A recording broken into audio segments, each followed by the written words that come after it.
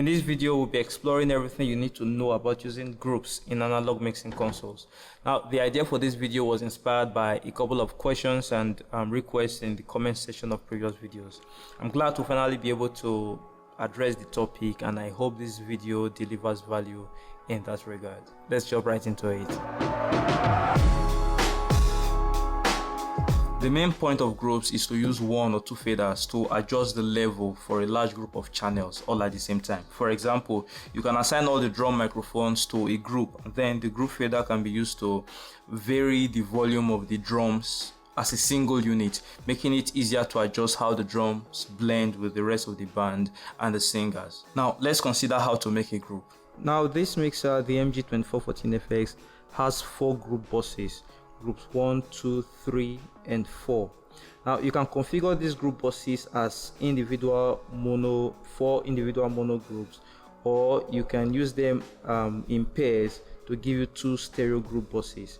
This is especially useful if your mix is a stereo mix. Now signals are sent to the group buses using the bus assign switches. Now these are the bus assign switches. The first bus assign switch sends the signal in the channel strip to group 1 and 2, while the second one sends to group 3 and 4. The third one sends to the main stereo output bus. Now let's assign channels to group. We'll be assigning the drum microphones to groups 1 and 2, while the vocal microphones will be assigning to groups 3 and group 4. Now for the drum microphones, we have 4 drum mics. We have the kick, the snare, and a pair of overheads. Now for a stereo mix, I've actually panned the overhead left to the 9 o'clock position, while the overhead right has been panned to the 3 o'clock position.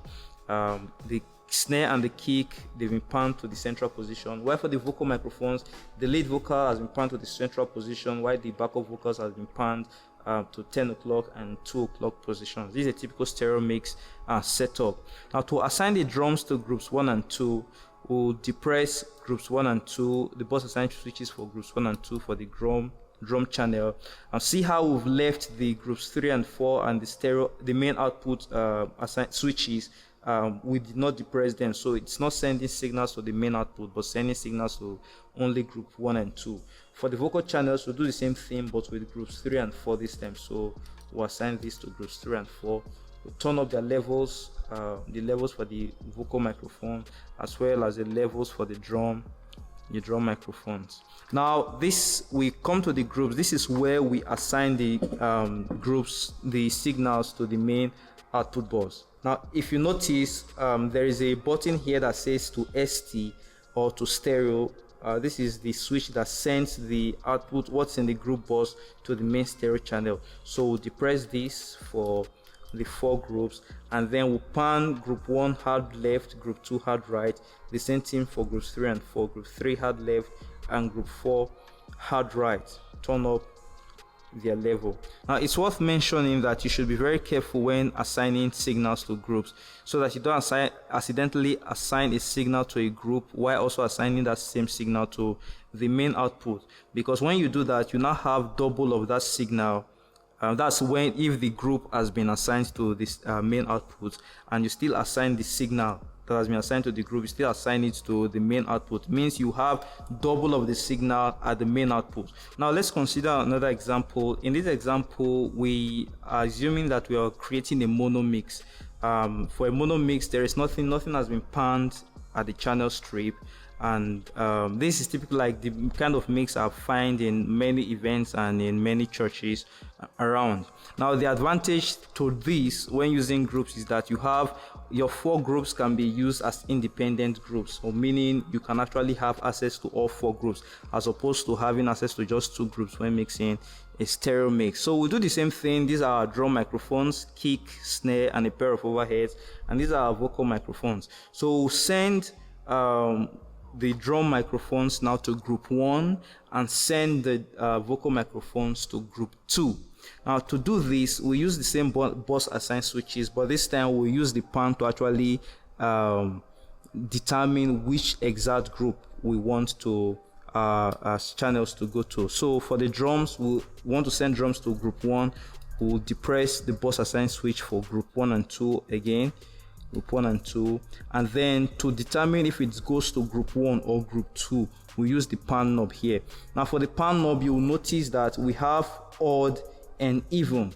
What this means is that if you're creating a group, a mono group, when you turn this pan knob hard left, it means the signal here is sent to the odd group. So the group that has been depressed is group 1 and 2, and when you send this hard left, it goes to the odd group, which is group 1. And so if you're sending the drum group channels to group 1, we turn the knobs, all these knobs, to the left with the bus assigned switch for group 1 and 2 depressed. And so for the vocal channels, we are sending this to group 2, so we'll still depress bus assigned switches for groups 1 and 2, and then for the pan, we'll send them to the even channel. So this has been sent to group 2, and here we have just this group 1 fader that controls the overall level of the drum. You leave the pan here at the central position because you're not creating a stereo mix, and then you assign to the stereo. Do the same thing for group 2. So this fader becomes volume control for all the drums, and this becomes volume control for all the vocals. And so you still have 2 extra groups in case you want to do the rest of your inputs or something else. This can be useful for it. Now let me talk about why I usually encourage people to use groups if it's possible in their mix. The first thing is that it actually gives you smooth workflow and helps you to make fine adjustments to your sound. Now if you consider the faders on your channel strip in most analog consoles, the distance between the travel distance for the fader is usually very short. For this console, it's just 60 millimeters or 6 centimeters, and it's very short. So if you want to be making fine adjustments, when you move the fader a little bit, you probably will have like a larger number of decibel changes made to your sound already. And also, if you check out the numbers printed by the faders, you observe that they are not linear. For example, the distance between minus 40 and minus 30 is not the same as the distance between minus 20 and minus 10, even though they are still these 10 dB differences. And even the distance between 0 and minus 10 is even greater than the distance between minus 10 and minus 20. Now, considering this, you don't want to be making any fine adjustments at the lower half. The place where you want your fader to be should be between minus 10 and plus 10, because you have the larger space between each 10 dB mark. And given the fact that the fader is very short, the travel distance is very short, you might easily find yourself like your fader is already at the end and you don't have enough boost to your sound yet, or you don't have enough headroom. This is where the group is usually important, because if you assign your channels to groups, you can temporarily boost your group fader up and then still have some headroom here to make any adjustments you want to make. So it actually makes your sound, your workflow very easy, and then you can make finer adjustments. And if the sound is too loud, you can turn your group bus down a little bit and then still have good control at your channel strip. Another advantage to using groups in your mix that I would like to talk about is that it gives you the ability to add dynamic processing like compressors and gates to a group of channels. So instead of having to buy a compressor or a dynamic processing unit for each of your individual channel, you can group them together and then add the processing to the group. So for example, the way you do that, let's say you want to add processing to your drums or your vocals. Having sent them to the group bus, you can then add the processing to the groups in one of 2 ways. Now the first way is to use the group insert. Now this mixer has a group insert. Some consoles come with group inserts, and an insert is a connection in which you can both send and receive signals through one point. I have a video coming up in which I explain how I use inserts to add processing to my mix. When that video comes up, I'll link it in the description.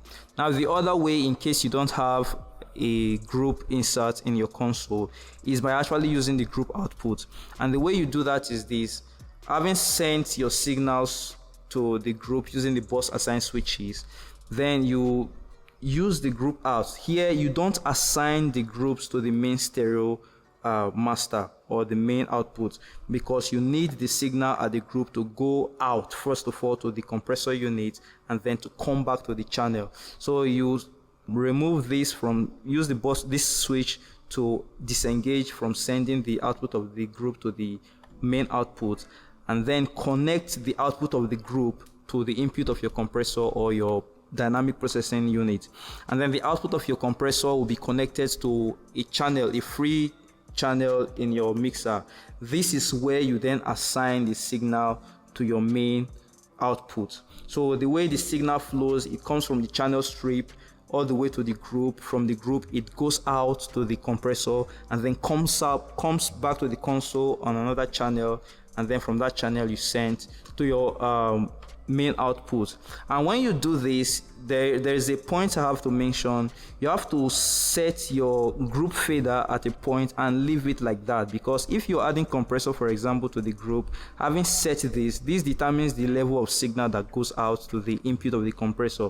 And so if you set the threshold of your compressor based on what is coming out of here, you don't want to keep to adjust this fader, because when you do, for example, if your compressor has been set on at a threshold and you increase this, it means it now increases the signal that goes to the compressor unit, and then the compressor will actually squash the signal more. And if you reduce this, then the signal might not get to the threshold to be compressed anymore. So you want to keep this at a fixed level, while the channel that you're using for the return to return the compressor back to the console, that is what you can now use to adjust the overall level of the signal that has been sent to the group. Well, that's it for this video. If you got any form of value from it, do consider subscribing for more. In the meantime, check out how to use the different output connections in your mixing console, or you can click to watch another video. I'm Kelvin. I'll see you in the next one.